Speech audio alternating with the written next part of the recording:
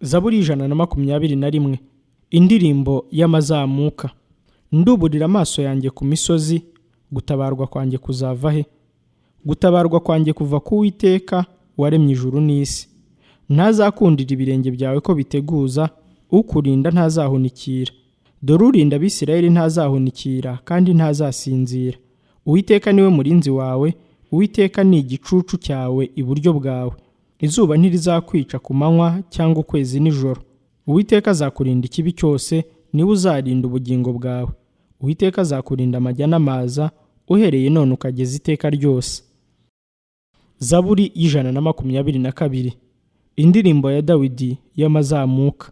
Narishimye ubwo bambwiraga bati, tujye mu nzu y'Uwiteka.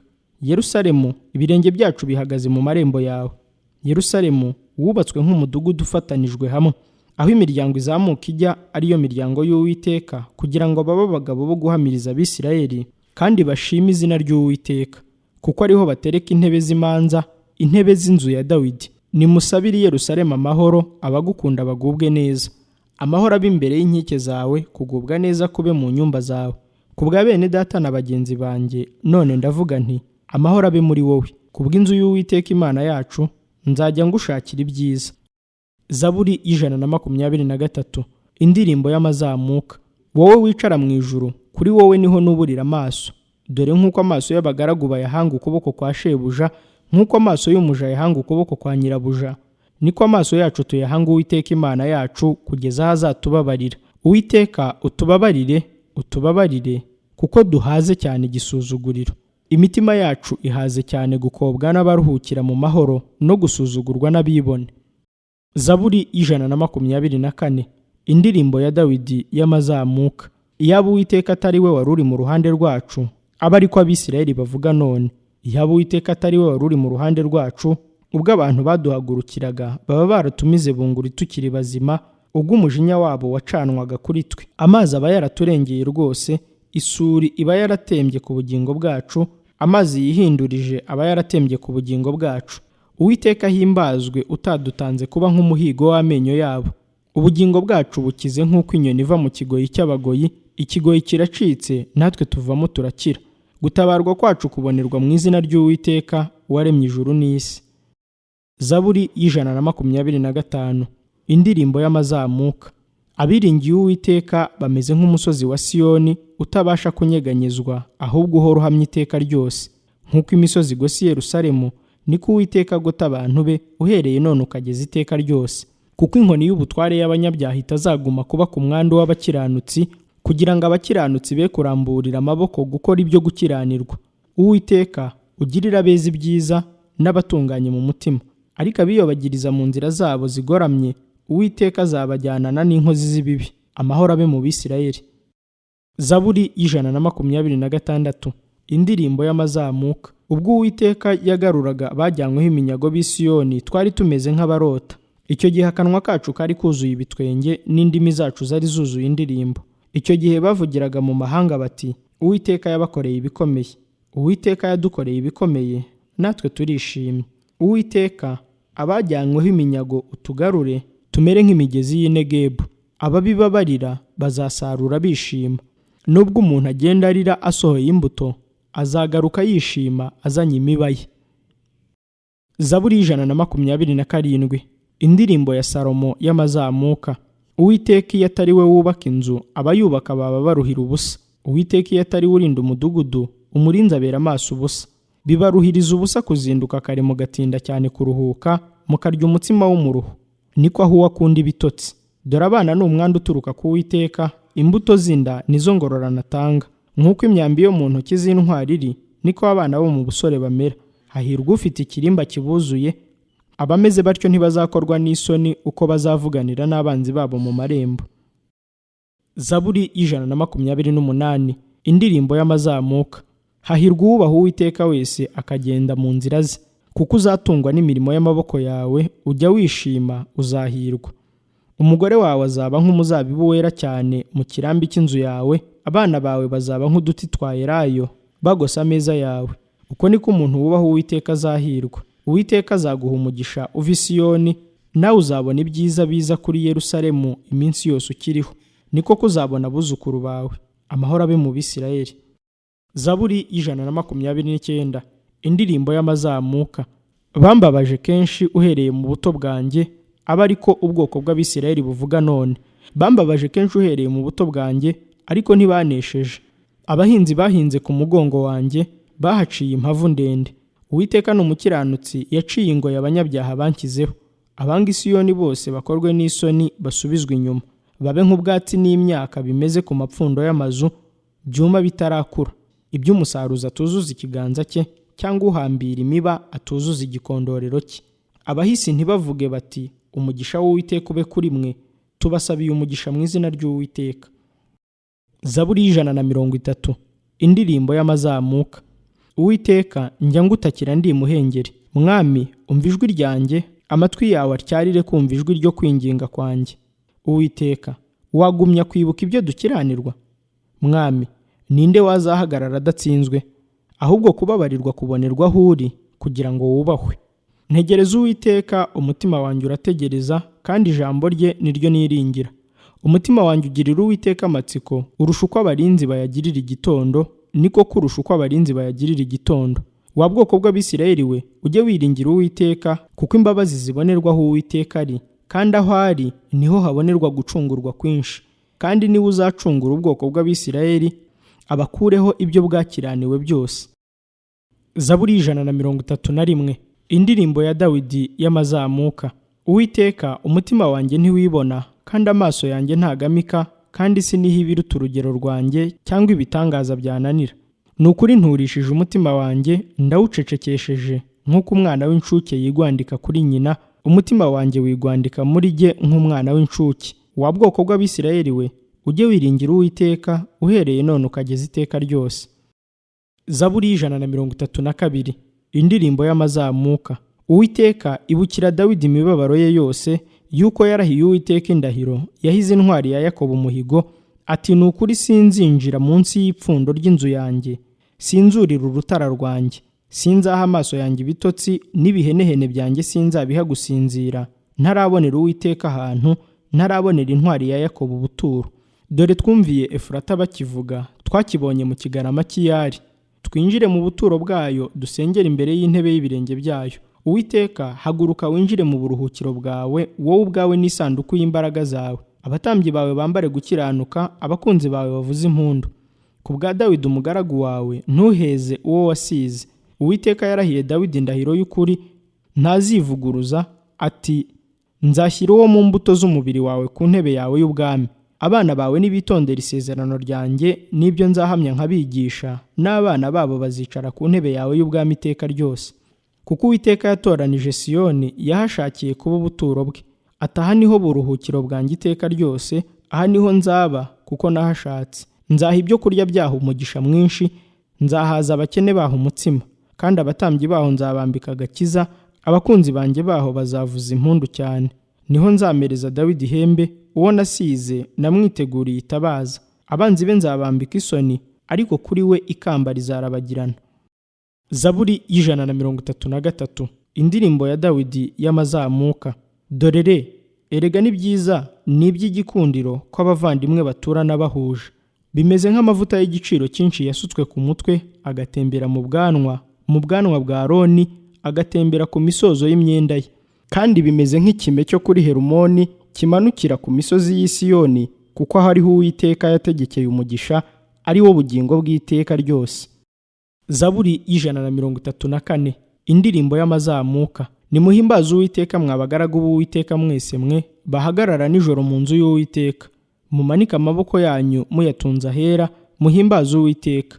Uwiteka guha umugisha uva i Siyoni, niwe waremye ijuru n'isi. Zaburi y'135. Haleluya! Nimumushime mwa bagaragu b'Uwiteka mwe, bahagarara mu nzu y'Uwiteka, mu bikari by'inzu y'Imana yacu. Mushimire Uwiteka yuko ari mwiza, muririmbire izina rye ishimwe, kuko ari iry'igikundiro.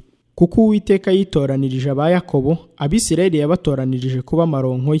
Kuko nzi yuko Uwiteka akomeye, kandi yuko umwami wacu asumba ibigirwamana byose. Icyo Uwiteka ashaka cyose ajya agikorera mu ijuru no mu isi, mu nyanja n'imuhengeri hose. Acumbisha ibihu bikava ku mpera y'isi, aremera imvura imirabyo, asohora umuyaga mu bubiko bwe. Niwe wakubise abana b'imfura bo muri Egiputa arabica, ab'abantu n'ab'amatungo. Yohereje ibimenyetso n'ibitangaza hagati yawe Egiputa, kuri Farawo no ku bagaragu be bose. Niwe wakubise amahanga menshi, yica abami bakomeye, Sihoni umwami w'Abamori, na Ogi umwami w'i Bashani, n'abami b'ibihugu by'i Kanani bose, atanga ibihugu byabo ngo bibe umwandu w'Abisirayeli ubwoko bwe. Izina ryawe Uwiteka rihoraho iteka ryose, urwibutso rwawe Uwiteka ruhoraho ibihe byose, kuko Uwiteka azacira imanza ubwoko bwe, kandi azahindurira abagaragu b'umutima. Ibishushanyo abanyamahanga basenga ni ifeza n'izahabu, umurimo w'intoki z'abantu. Bifite akanwa ntibivuga, bifite amaso ntibirora, bifite amatwi ntibyumva, kandi nta mwuka uri mu kanwa kabyo. Ababirema bazahwana nabyo, n'ubyiringira wese. Wa nzu y'Abisirayeli we, muhimbaze Uwiteka. Wa nzu y'Abaroni we, muhimbaze Uwiteka. Wa nzu y'Abalewi we, muhimbaze Uwiteka. Mwabubaha Uwiteka mwe, muhimbaze Uwiteka. Bahimbarize i Siyoni Uwiteka utuye i Yerusalemu. Haleluya. Zaburi y'136. Nimushimire Uwiteka yuko ari mwiza, kuko imbabazi ze zihoraho iteka ryose. Nimushime Imana nyamana, kuko imbabazi zayo zihoraho iteka ryose. Nimushime Umwami w'abami, kuko imbabazi ze zihoraho iteka ryose. Nimushime ikora ibitangaza yonyine, kuko imbabazi zayo zihoraho iteka ryose. Nimushime yaremesheje ijuru ubwenge, kuko imbabazi zayo zihoraho iteka ryose. Nimushime yasanzuye isi hejuru y'amazi, kuko imbabazi zayo zihoraho iteka ryose. Nimushime yaremye ibiva bikomeye, kuko imbabazi zayo zihoraho iteka ryose. Yaremye izuba gutwara ku manywa, kuko imbabazi zayo zihoraho iteka ryose. Yaremye ukwezi n'inyenyeri gutwara nijoro, kuko imbabazi zayo zihoraho iteka ryose. Nimushime yakubitiye Abanyegiputa abana b'imfura babo ikabica, kuko imbabazi zayo zihoraho iteka ryose. Igakura Abisirayeli hagati yabo, kuko imbabazi zayo zihoraho iteka ryose. Ibakujeho intoki z'imbaraga n'ukuboko kurambutse, kuko imbabazi zayo zihoraho iteka ryose. Nimushime yatandukanije inyanja itukura, kuko imbabazi zayo zihoraho iteka ryose. Igacisha Abisirayeli hagati yayo, kuko imbabazi zayo zihoraho iteka ryose. Ariko igakunkumurira Farawo n'ingabo ze mu nyanja itukura, kuko imbabazi zayo zihoraho iteka ryose. Nimushime yashorereye ubwoko bwayo mu butayu, kuko imbabazi zayo zihoraho iteka ryose. Nimushime yakubise abami bakomeye, kuko imbabazi zayo zihoraho iteka ryose. Ikica abami b'amapfura, kuko imbabazi zayo zihoraho iteka ryose. Yica Sihoni umwami w'Abamori, kuko imbabazi zayo zihoraho iteka ryose. Yica Ogi umwami w'i Bashani, kuko imbabazi zayo zihoraho iteka ryose. Itanga ibihugu byabo ngo bibe umwandu, kuko imbabazi zayo zihoraho iteka ryose. Umwandu w'Abisirayeli abagaragu bayo, kuko imbabazi zayo zihoraho iteka ryose. Yaratwibutse ubwo twari ducishijwe bugufi, kuko imbabazi zayo zihoraho iteka ryose. Idukiza abanzi bacu, kuko imbabazi zayo zihoraho iteka ryose.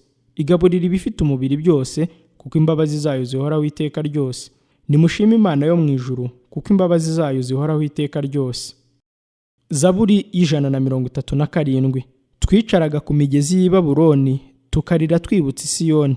Ku biti bimera iruhande rw'amazi yo hagati y'i Babuloni twari tumanitseho inanga zacu, kuko batujyanyeho iminyago badushakiragaho indirimbo aho hantu. Abatunyeze badushakagaho ibyishimo, bati nimuturirimbire ku ndirimbo z'i Siyoni. Twaririmbira dute indirimbo y'Uwiteka mu mahanga? Yerusalemu ninkwibagirwa, ukuboko kwanjye kw'iburyo kwibagirwe gukora. Ururimi rwanjye rufatane n'urusenge rw'akanwa kanjye, nintakwibuka, nintakundi Yerusalemu, nkaharutisha ibyishimo byanjye biruta ibindi. Uwiteka, ibukira abana ba Edomu wa munsi w'i Yerusalemu. Nibo bavuze bati, nimuhasenyane n'imfatiro zaho. Wa mukobwa w'i Babuloni we utazabura kurimburwa.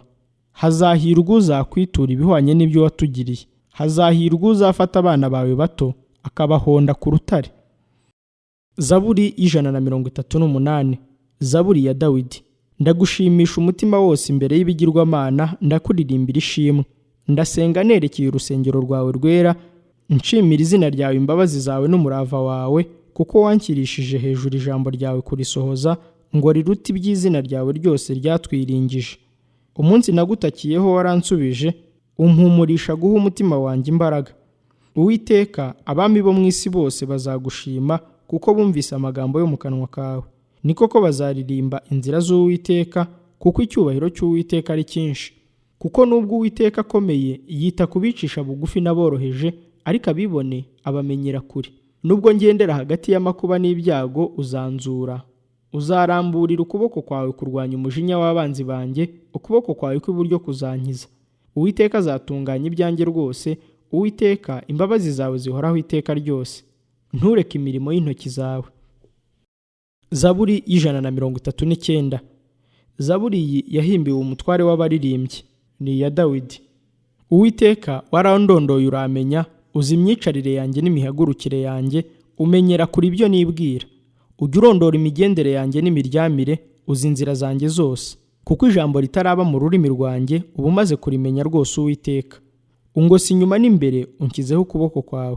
Kumenya ibikomeye bityo ni igitangaza kinanira, kuransumba simbasha kukugeraho. Ndahungira umwuka wawe he? Ndahungira mu maso hawe he? Nazamuka nkajya mu ijuru, uriyo. Nasasa uburiri bwanjye ikuzimu, uriyo. Nakwenda amababa y'umuseke ngatura ku mpera y'inyanja, aho naho ukuboko kwawe kwahanshorerera, ukuboko kwawe kw'iburyo kwahamfatira. Nakwibwira nti, ni ukuri umwijima niwo uri buntwikire. Umucyo ungose uhinduka ijoro, n'umwijima ntugira icyo uguhisha, ahubwo ijoro riva nk'amanywa, umwijima n'umucyo kuri wowe ni kimwe. Kuko ari wowe waremye ingingo zanjye, wanteranirije mu nda ya mama.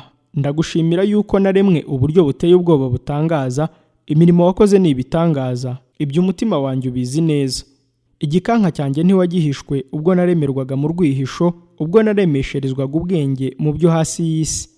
Nkiri urusoro amaso yawe yarandebaga, mu gitabo cyawe handitswemo iminsi yanjye yose yategetswe itarabaho n'umwe.